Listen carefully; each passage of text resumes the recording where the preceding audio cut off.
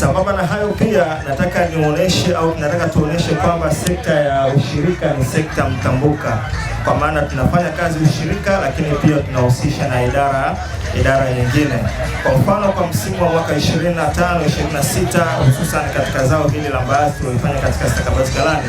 wakulima kwa mapenzi yao waliamua kutoa shilingi 15 katika kila kilo itakayokuwa imeuzwa katika mfumo huo, ambapo shilingi 5 ilikuwa inasaidia ama inachagiza katika maendeleo ya kilimo na shilingi 10 pia ilikuwa ikitengwa katika maendeleo ya elimu, ambapo katika idara ya elimu wao walifanikiwa kupokea zaidi ya milioni 20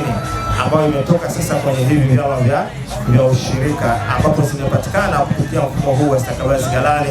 na afisa elimu alideclare kwamba wamejenga zaidi ya madawati 100 kutokana na pesa hizo ambazo zimepatikana, lakini pia kusaidia katika kuendesha kongamano la wiki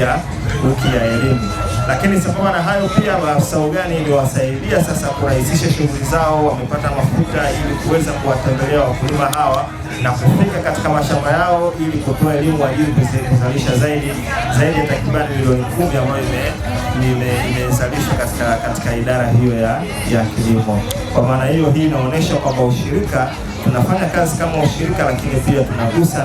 na sekta nyingine za muhimu kama elimu. Tukiwa tunaamini kwamba watoto wetu wanapata elimu huko, wanaelimika, na ndipo tunapozalisha maafisa ushirika wengine, ndipo tunapozalisha madaktari, ndipo tunapozalisha viongozi wa kisiasa, mawaziri, wabunge, wote wanatoka katika sekta hiyo ya elimu. Kwa hiyo tunajivunia sisi kama ushirika